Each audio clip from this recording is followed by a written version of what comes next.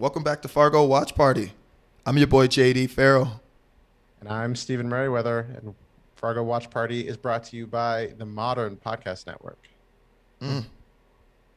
Season 2. Season 2, Episode 1, Baby Molly.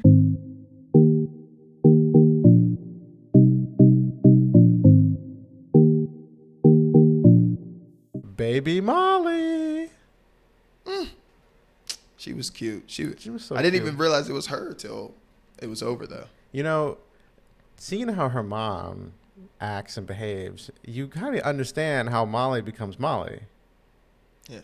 Like, her mom is like, I'm not taking shit. Like, I run this house just as much as you do. And that's how Molly is. Very rational thinking. I love it. Like, questions doesn't let things just sit there as face value. Yeah. Yeah. I like it. I love that whole family. Oh, Me. baby Molly. I knew that was going to be a little bit of your excitement. And then as soon as in the opening scene when they were talking about the Sioux Falls, I was like, oh, so this is going to be like, I kind of started connecting the dots, but not really. I just want to point out that was my prediction at the end of our last episode, that this was going to be about Sioux Falls. I think that's right.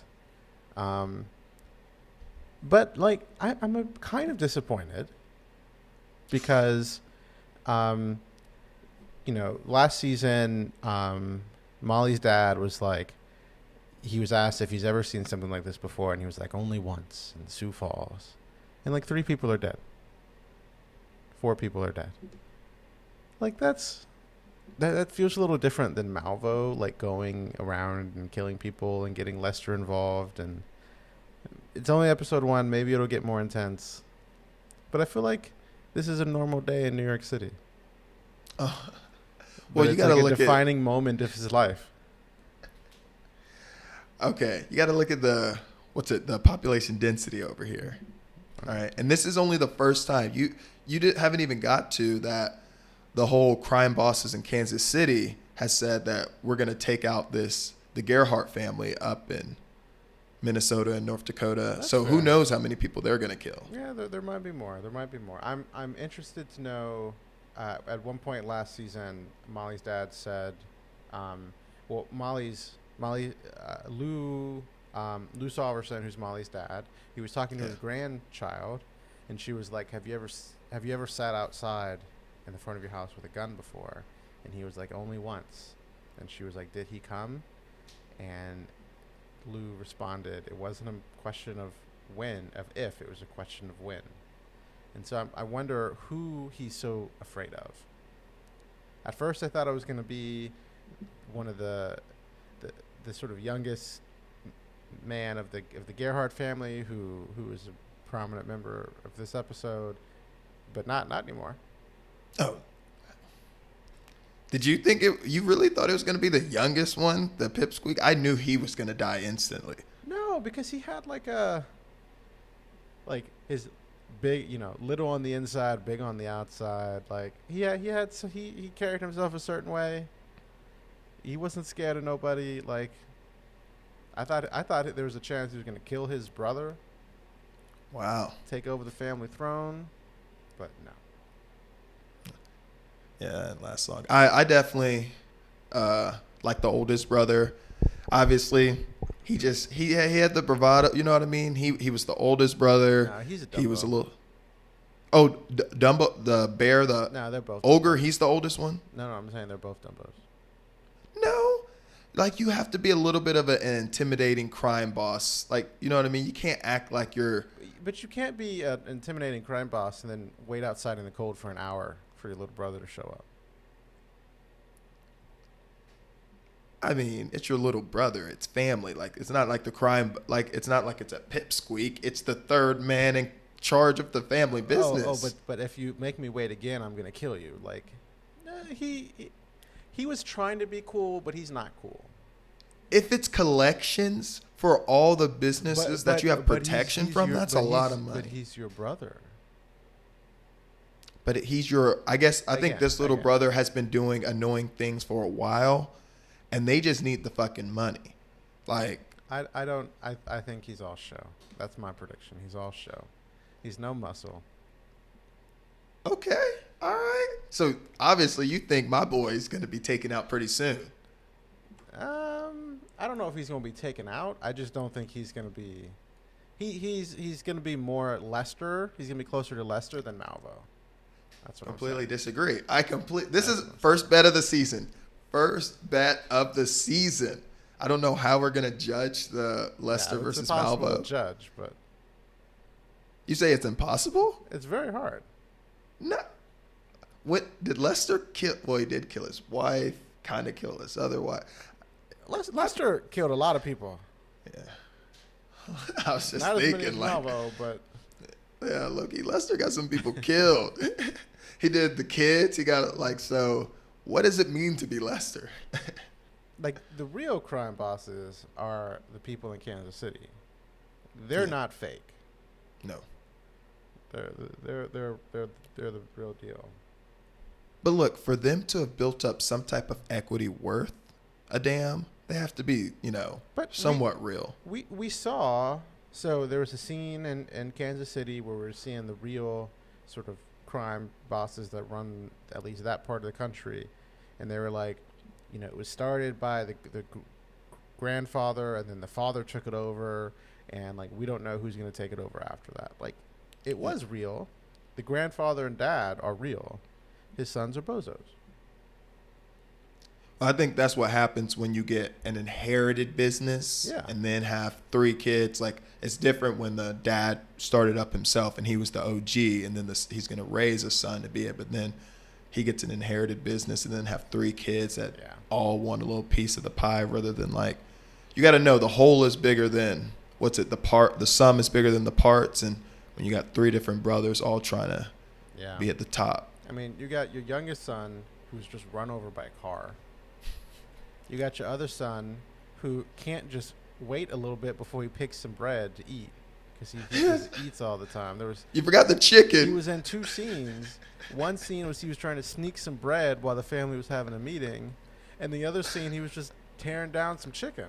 A whole chicken. Couldn't even put it on a plate. Just had the whole rotisserie chicken. So he didn't raise his sons right. No. Not to be crime, not to continue his crime family. That's for sure. That's what we forgot to mention. That dad, he had a stroke like 5 minutes into the episode, and then very last scene died. Yeah. Oh. Yeah, he did. That stroke scene was weird. They really wanted to emphasize that he was having a stroke. Yeah. Well, I mean that's pretty crucial. I just think that's how strokes look. But I thought they'd go numb on a left side, I thought, or something. Like he was up holding both, I think it's like, I think it goes from painful to numbness to death. Yeah. Yeah. There's a scene, probably my favorite scene of the entire show. Okay. Is bingo night. Oh gosh. Lou Solverson, or Deputy Solverson, Molly's dad, Baby Molly. I'm gonna get a shirt that says Baby Molly on it. Oh my!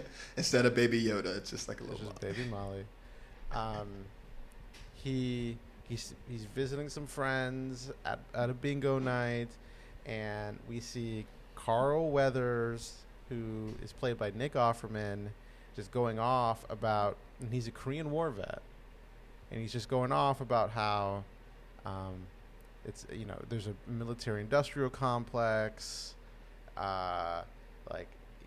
wars are fake, and it's just to like funnel to the military industrial complex, and it is so funny. It is, because that's the Nick Offerman character. Like, he plays that character in so many TV shows, and we got a glimpse of it here, and I think he's going to be involved in some way. I think he's going to kill somebody. He's going to kill a Batman, this Korean War vet who is going off about the military industrial complex. That's why you were so interested in him. I didn't even consider that. I thought it was, comic relief, like how they always need that in these episodes. But comic relief always turns into something more. Sometimes. You know what I hated about that whole scene? What? This is my, usually, Fargo in the season and episode we've seen has done great at being realistic. All cops, firefighters, whatever, you're not allowed to drink in your uniform. And I didn't like that part of the scene. It was a little, I know it's nitpicking, but it's something very specific, and you're not allowed to drink in your uniform. How do you know that's a rule in North Dakota? I thought it's a rule everywhere. I mean, it's not like a national rule, I don't think. It's I thought it was. It's probably just like a show of respect to the community. Yeah, and if he had a Diet Coke or something, I thought that would have been a cool storyline, but no, he popped open like the Red Stripe or something. Definitely had the product placement on the beers. I don't mind it. One, he just saw what is going to be the defining moment of his career. You need a beer after that. Like I said, if he's the like realism. Constantly drinking on the job, that's one thing, but just one beer after the defining moment of his career, I'm okay with that.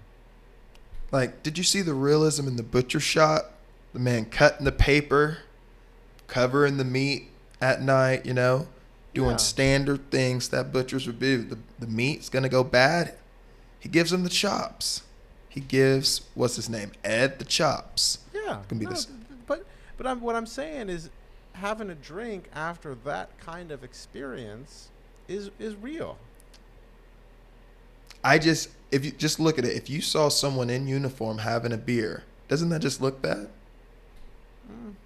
Even if you said, man, I just saw 3 people dead. Like, I'm not on the job. I just need to. It just looks bad because you're in uniform. I don't think it looks bad. Okay. You have more respect for people in uniform. Like, I don't care. Well, I mean, I would assume that they're not drinking while they're protecting and serving us, but that's just me. He was off duty. Like it's the nighttime. He just left his shift. I don't have any problem with this. Like I said, agree to disagree. Agree to disagree. Oh, what were some other good scenes? What'd you think about that opening scene? Any fans of the opening scene of this episode? I wasn't a fan of the opening scene. The nod to Ronald Reagan, the actor. It was weird. But I know the casting was great in this show. Any other characters we didn't touch on before we go into like the major scenes of this episode? I think the only thing we didn't touch on was Baby Molly. Oh gosh. Baby Molly. Oh.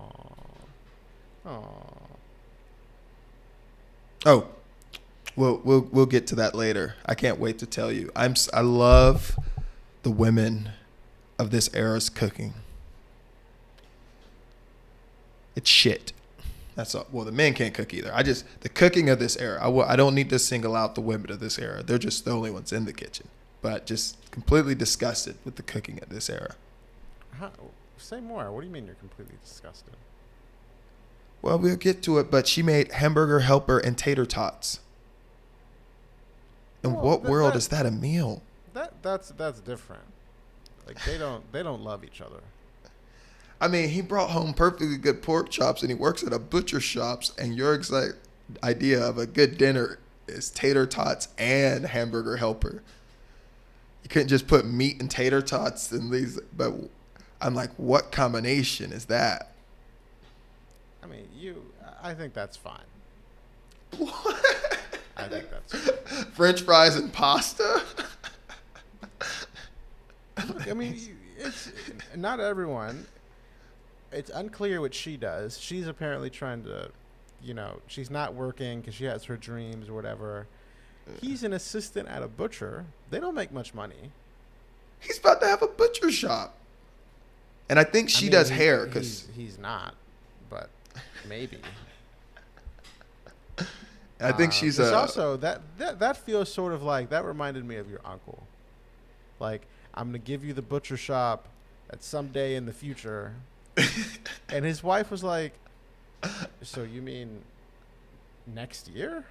And he was like, well, yeah, the year just started. He's looking to retire, so he's talking about giving it to me. Like, no, that was not going to happen. No, it's not even winter out. And she's just so dense, okay? He said at the end of the year, he's going to give me the shop. Well, we just had the end of the year. We just had the end of 2020, yet it's already halfway through 2021. Like, she's just dense, okay? Because it's Kristen Dunst and she is very hot, do not give this woman some slack on her cooking and on her behavior. I'm not going to give her any slack. I agree with her that there was no butcher shop coming their way. Oh, just like there ain't no kids coming their way. No, there isn't. No, there isn't. That man is the most gullible man in the entire two seasons that I've seen. I'm surprised he didn't, not go to the garage because she was trying to seduce him because he's that gullible. I know she should have just took that man upstairs. The way that flip switch from like we did that last week to like let's do it right here, right now, or go upstairs. Like, bro, hop on it. You're not gonna get very many options, and she's only taking you down with you. We're about to get into that. All right, let's get into it. All right, describe that first major scene, the major killing of season 2. Okay, so we have the Gerhardt crime family. The youngest son, I don't remember his name, but we talked about how he was missing some money in the latest round of collections when he was talking with his brother. It looks like he is giving the money to his like other business partner that he's trying to work with to get like electronic typewriters. Yeah, and that was definitely going to make them a lot of money. I didn't like that. That's definitely you're gonna lose all your money buying electronic typewriters. But his business partner also was wrapped up in some other stuff, and so his accounts were frozen by this judge. And until they're able to buy all these typewriters, his accounts need to be unfrozen. So, the youngest Gerhardt son is like, okay, I got this, don't worry. He finds the judge who froze the accounts. He stalks this judge on her way home. She stops at a Waffle House to get waffles. He goes inside. He's acting very strange. Like, he's not playing He did some cool coke. at That's all. what. He did some coke in the car before he went in. He's like looking at her. There's another, group of kids in there.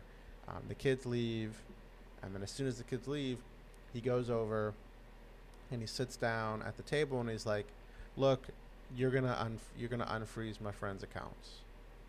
And she's like, "No, I'm not." And he's like, "Look, I'm gonna convince you to unfreeze my friend's accounts or else." And she was like, "Let me tell you the story of Job." And then Job was a God-fearing man, and then the devil went to God and said, "I'm going to make Job curse your name. Let's place a bet." And God was like, "Yeah, okay." He would never do that. And the devil does all these terrible things to Job's life, and he never, Job never curses his name, God's name. And she was like, if the devil can't make Job curse God, change his mind, what makes you think you can change my mind? Like, the fact that she thought of herself on that level, I'm like, okay. Yeah. And then the waitress comes over and she's like, "Take my food back. This is shit. Like, make something new for me." Like, she was full of herself, driving her Mercedes. And then the youngest Gerhardt son is like, "You will listen to me." He's got like a complex of being small and short. So, "You will listen to me." And he pulls out his gun, and then the judge is like, "Oh no," like he's serious. And so he shoots the judge one time in the shoulder.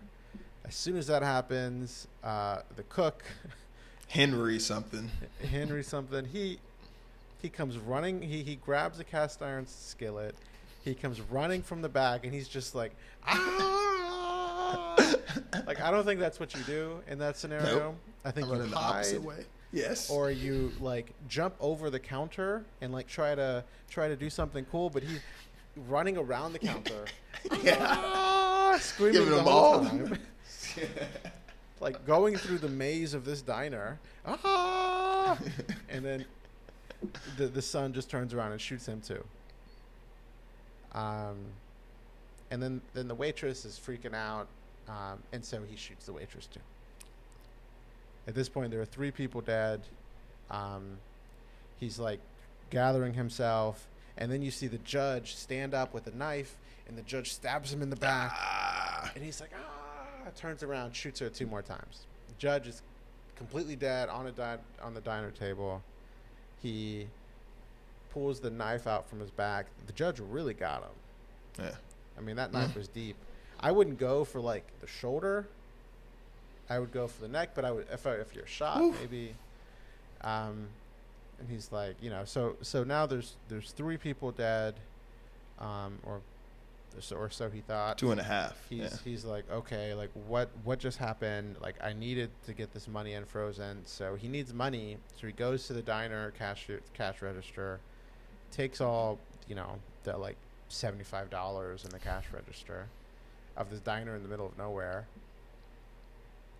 Turns around, waitress is gone. So he looks up.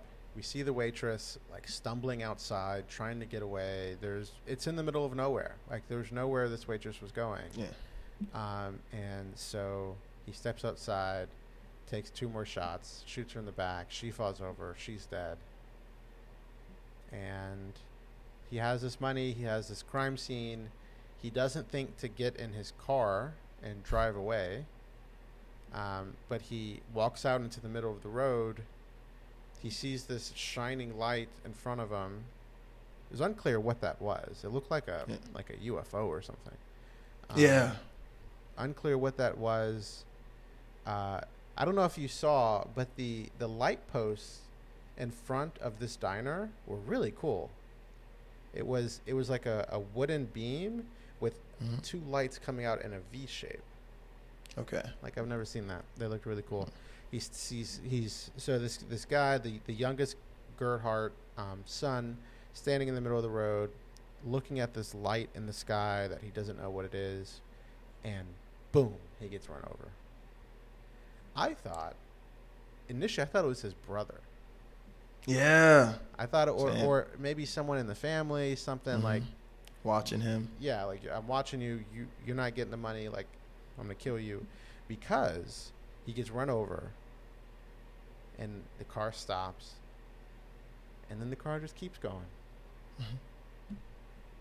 With him like on top of the car, head through the windshield. The car just keeps going.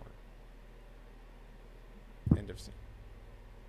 Fucking crazy. You're like, what the fuck just happened? I thought this dude was about to make some moves. And Yeah, me too. Dead. And then right after that,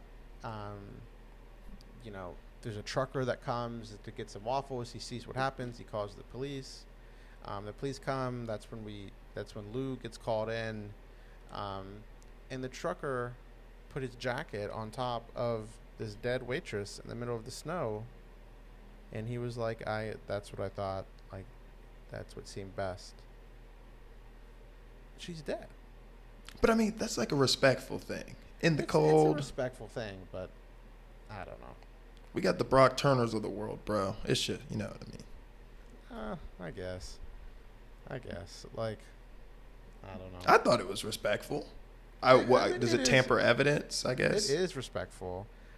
I was thinking of that. I was thinking of, like, is there nothing else? Like, I don't know.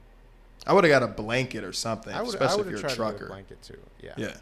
Okay. I thought you just meant like covering her. Like, what's the point? She's dead. No, I understand like, covering her. I just, I don't know. Huh. Yeah. That was intense. Yeah. Definitely didn't have to end like that. Like, all those people didn't have to die. Yeah. Unlike in the other season, this was just like a bunch of random people. That's why I wonder how they're going to really connect these and piece it together. I thought initially that the group of kids were gonna die. Damn, that would have been a massacre. Yeah, because I was expecting the body count to be up there, but they left. Poor Cook. Like, he just did the absolute wrong thing, and I just feel bad for him. The waitress just hesitated and kind of stood there and screamed. So that was, typical in shock. Yeah. Yeah, no, she was in shock, and like I don't, there's nothing to say about her. That's probably how I would have reacted. Yeah. But rather than. Yeah. Like, And he had the touchdown record too, and that's his choice of action. Like, you're in the back, you probably got your keys on you. Like, slip out the back, get in your car, and go. That's what I'm saying. I'm like, hey, I don't care if you're the only black guy in North Dakota. Run, like, flee the scene, bro. Like, do not stick around and try and help. Yeah. But we go from that scene to it's a little slow, but then we soon find out who was driving this car, and it wasn't any crime boss or any brother. No, go ahead, tell it. Yeah. So apparently our beautiful, tater tots and hamburger helper wife, she was coming back from some conference or something and driving late at night. And Peggy, sorry, I'll say her by her name, Peggy. Peggy was driving late at night and I guess just zoned off. She's a little dense, as we said. As you said. And yeah, as I said. And she's just driving in the middle by Minnesota and hits the youngest son. Gets out, like stops the car, gets out, checks, sees no one's around, double, and then just gets in her car, drives home. Takes the back way home. Yeah. Says no one saw her, and then doesn't say anything. Then she just parks her car in the garage and begins to cook dinner. Still takes her magazines, I guess because she's a magazine, so she does something with magazines. Yeah. And then after Ed gets home and they're cooking dinner and he's talking about want to have a baby and how they need to have more sex because there's only one way to have a baby. And they start hearing rumbling, a little noise in the garage, and that's when she starts getting a little affectionate. And it's like, hey, let's do it right now. Let's go upstairs and do it right now. And he's like, wait, really? But then he really starts to hear the sounds like a raccoon or some shit in the garage. So he goes to check it out, and he sees that there's a big-ass hole and a bunch of blood all over her car, like a hole in her windshield from the guy's head that went through it. And she's like, oh, yeah, I forgot to tell you. I hit a deer. And he's like, a fucking deer? He's like, what? He's like, are you okay? Yeah. It's like, oh, yeah, I'm fine, blah, blah, blah.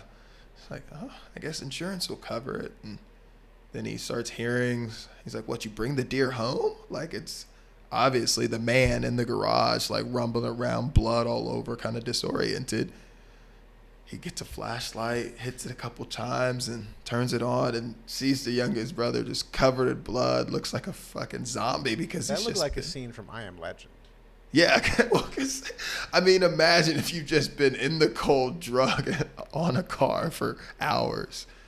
And so he goes from looking like a zombie in a garage to attacking Ed with like a gardening hoe or something, about to kill him. And Ed's just in shock and freaking out and defending himself and grabs the first thing he can, fights him off, puts him down, and then ends up stabbing him and killing him there. And Ed's just like, what the hell just happened, Peggy? Like, you told me you hit a deer. Yeah. And she's like, I hit a man. And I thought he was dead though. Like and then she goes on to try and save herself, which you already said this is the most gullible man in the world. She's like, if you tell the cops, then we can't have a family and you can't have the butcher shop and we can't do all these things that you want to do. And this poor man's just me like, anymore. You killed him. Yeah. I'm like, bro, turn your wife in, bro. Like, this man attacked me. I am fighting for my life. Like, be like, I don't know what the hell happened. She is hot, though. I mean, so, okay, few questions. You hit a man. You take him home. Like she's a little weird. She's a little messed up in the head. Like okay, there's a scene where she hits him. Head is through the window, and the man is bleeding on her seat, and the blood was about to get on her magazine, so she just moves her magazines away. Yeah. Like okay, like I don't know if it's shock or if it's like maybe she's part of a crime family and we don't know yet because she seems like she's done this before. I'm not sure. So that's one thing. But then you bring this man home you don't leave him there. You bring him home, and you start to hear some rumbling in your garage. You go to the garage and you see the man is no longer dead in your car. And your response is, oh, let's just go outside? So you have a man who's alive, who you just hit, and your response is, let's ignore that. Yeah. He's alive in the garage, but, let's ignore that. There's no lock on the garage door, but let's ignore that there's a man who I hit. Yeah, that was very strange to me. At the point when you know that he's not dead, you need some switch in your mind needs to flip. That's either we need to kill him or we need to let him go or open the garage. Yeah, something. Yeah. Something, but no. And then we see later on what happens after she comes home. She comes home. She goes upstairs. She cleans herself up. She tries to get the little blood stain out of her shirt. She goes down. She makes dinner. She serves dinner, like nothing happened. Maybe it's shock. She's dense. Yeah. Maybe it's shock. Maybe it's something else. But she was not trying to go to jail for this. Poor Ed. She doesn't love him. I'm just saying that right now. She doesn't love him. He is she this doesn't. episode's Lester.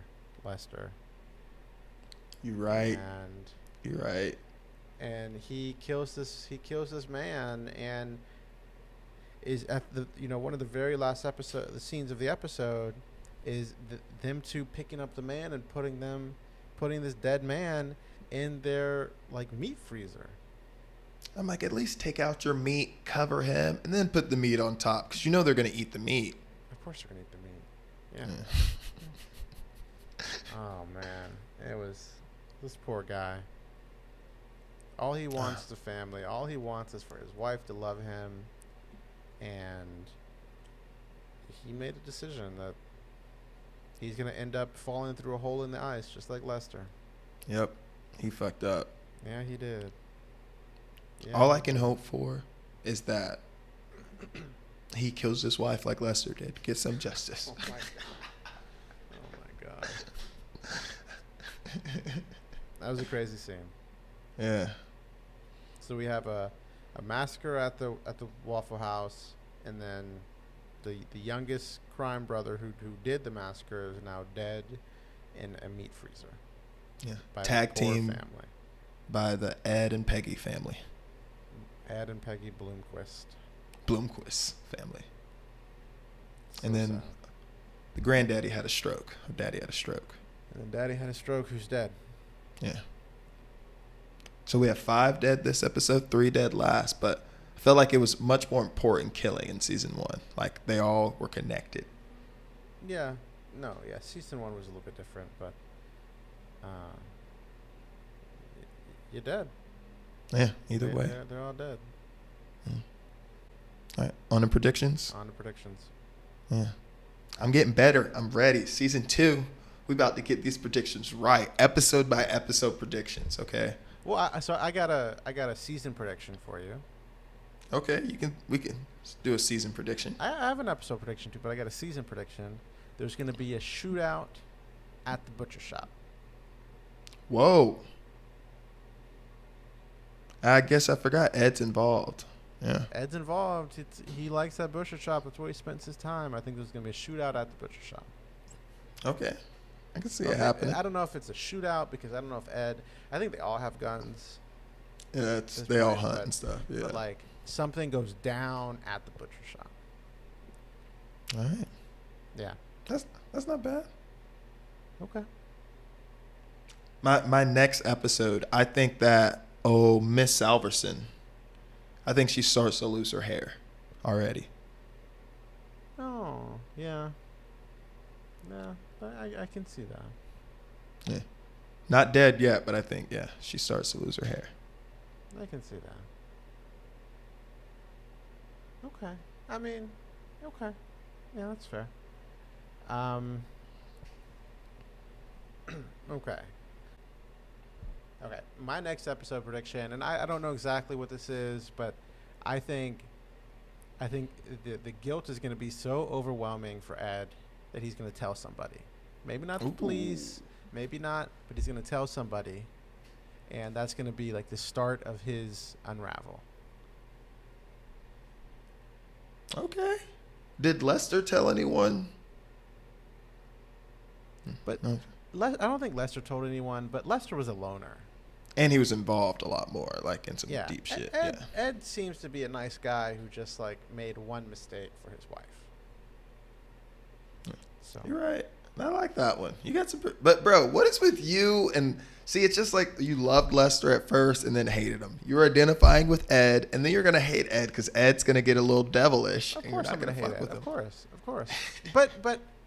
But maybe not, because I think he's a good guy. I think he's just in a bad situation. He's gonna make many more mistakes because he's already made one. He's gonna make more to try to cover it up. Mm-hmm. Lester was a bad guy from episode 1. But you liked him till about episode 4. That's when I started word. liking him. You were rooting for Team Lester, okay?